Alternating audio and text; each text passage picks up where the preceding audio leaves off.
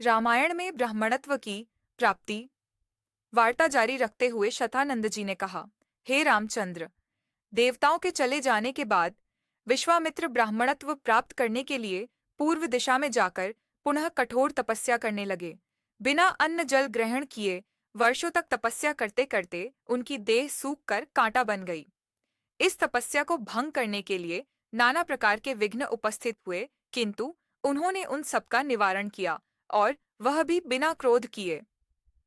तपस्या की अवधि समाप्त होने पर जब वे अन्न ग्रहण करने के लिए बैठे, ज्यों ही प्रथम ग्रास उठाया भी न था कि ब्राह्मण भिक्षुक के रूप में आकर इंद्र ने भोजन की याचना की। विश्वामित्र ने अपना भोजन उस याचक को दे दिया और स्वयं निराहार रह गए।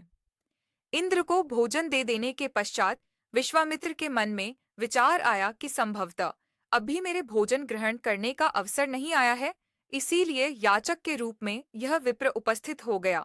मुझे अभी और तपस्या करना चाहिए। अतएव वे मौन व्रत धारण कर फिर से दीर्घकालीन तपस्या में लीन हो गए। इस बार उन्होंने प्राणायाम से श्वास रोककर महादारुण तप किया। उनके तप से प्रभावित देवताओं ने ब्रह्मा जी से निवेदन किया कि भगवन, विश्वामित्र की तपस्या अब पराकाष्ठा को पहुंच गई है। अब वे क्रोध और मोह की सीमाओं को पार कर गए हैं। अब इनके तेज से सारा संसार प्रकाशित हो उठा है। सूर्य और चंद्रमा का तेज भी इनके तेज के सामने फीका पड़ गया है। अतएव आप प्रसन्न होकर इनकी अभिलाषा पूर्ण कीजिए। देवताओं के इन वचनों को सुनकर ब्रह्मा जी उनसे देवताओं को साथ लेकर विश्वामित्र जी के पास पहुंचे और बोले कि हे विश्वामित्र, निःसंदेह तुम्हारी तपस्या प्रशंसनीय है। हम तुमसे अत्यंत प्रसन्न हैं और तुम्हें ब्राह्मण श्रेष्ठ की उपाधि प्रदान करते हैं। तुम संसार में महान यश के भागी बनोगे।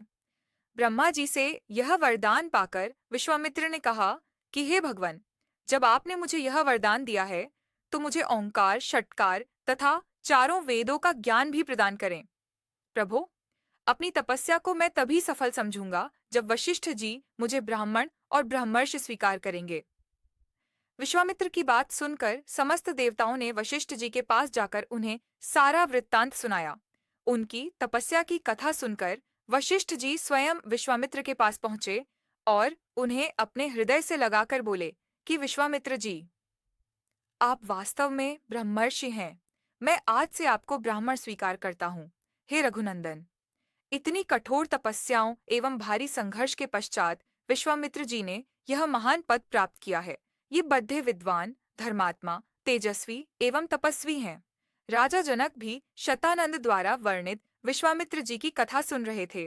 वे बोले, हे कौशिक, मैं आपको और इन राजकुमारों को मिथिला में पाकर कृतार्थ हो गया हूँ। अब अधिक समय व्यतीत हो चला है। भगवान भास्कर अस्ताचल की ओर जा रहे हैं।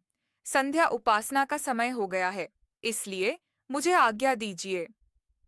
प्रातः काल पुनः आपके दर्शन के लिए आऊंगा। इस प्रकार मुनि से आज्ञा ले राजा जनक अपने मंत्रियों सहित विदा हुए। विश्वामित्र जी भी दोनों राजकुमारों के साथ अपने निश्चित स्थान के लिए चल पड़े।